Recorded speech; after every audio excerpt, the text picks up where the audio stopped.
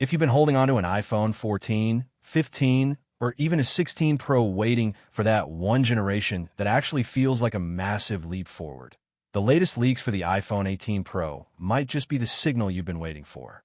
We aren't talking about new colors or a slightly faster chip that you won't even notice. We're talking about refinement.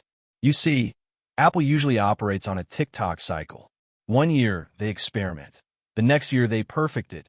And according to the supply chain chatter coming out right now, the iPhone 18 Pro is shaping up to be the perfected version. We have 5 major updates to cover today, and honestly, number 5 is going to be controversial for a lot of you. Let's start with the face of the phone. Since the iPhone 14 Pro, we have been living with the pill shape, the dynamic island. It was cool when it launched. It gave us little animations and alerts. But let's be honest, when you're watching a movie or playing a game, it's just there. It's a hole in your screen.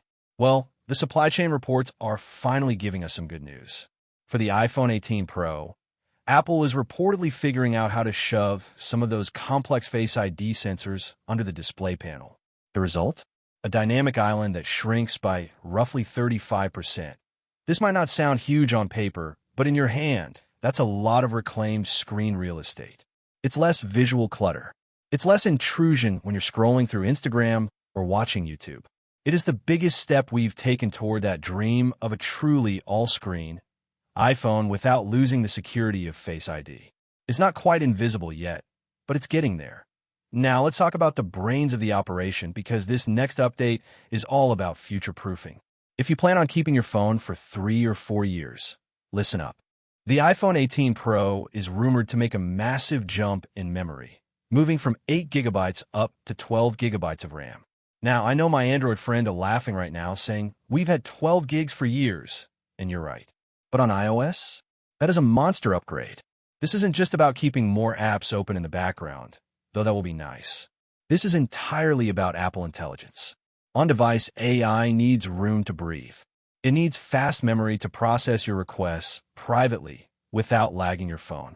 If you want a device that can handle the AI features of 2027 or 2028, that extra RAM is going to be the difference between a smooth experience and a stuttery mess. This is the spec that defines the phone's lifespan. But let's get to the fun stuff. The camera. Every year, they say best camera ever.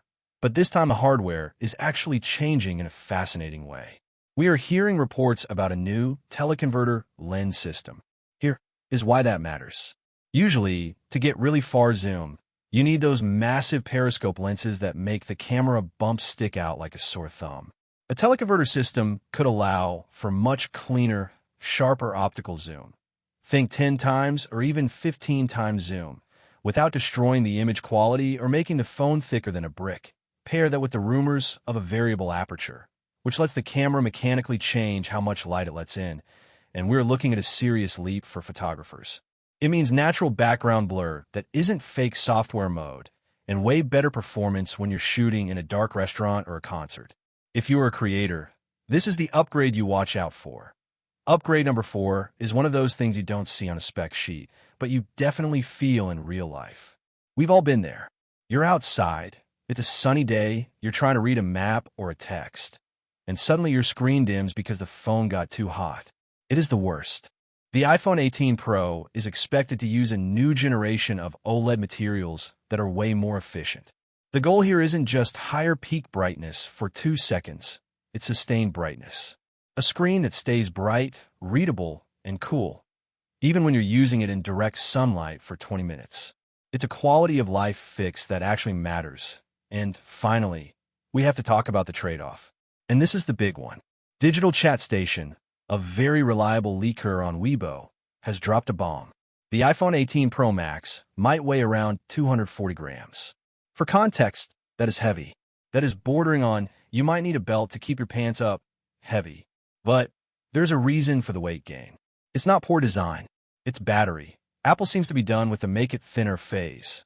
They are reportedly packing in a significantly larger battery, possibly 5 to 10% larger in capacity. When you combine that huge battery with the efficient new screen and chip, we might finally be looking at a genuine, reliable 2-day battery life for heavy users. The question is, are you willing to carry a brick in your pocket if it means you never have to look for a charger during the day? So, let's recap the package. You get a cleaner look with a smaller dynamic island, 12 gigs of RAM to future-proof for AI, a camera system that acts more like a DSLR, a screen that actually works in the summer, and a battery that refuses to die. It's not a radical redesign that reinvents the wheel. It's just the iPhone, but better in every way that actually counts for daily US E.SO. Here is my question to you. We have a very diverse group watching this channel. Some of you upgrade every year. Some of you hold on until your phone literally falls apart. Does a heavier phone for better battery life sound like a good deal to you? Or would you rather have something light and slim, even if it means charging by dinner time? And are you upgrading to the 17? Or is this rumor mill making you wait for the 18? Let me know your thoughts down in the comments. I read all of them. Thanks for watching, and I'll catch you in the next one.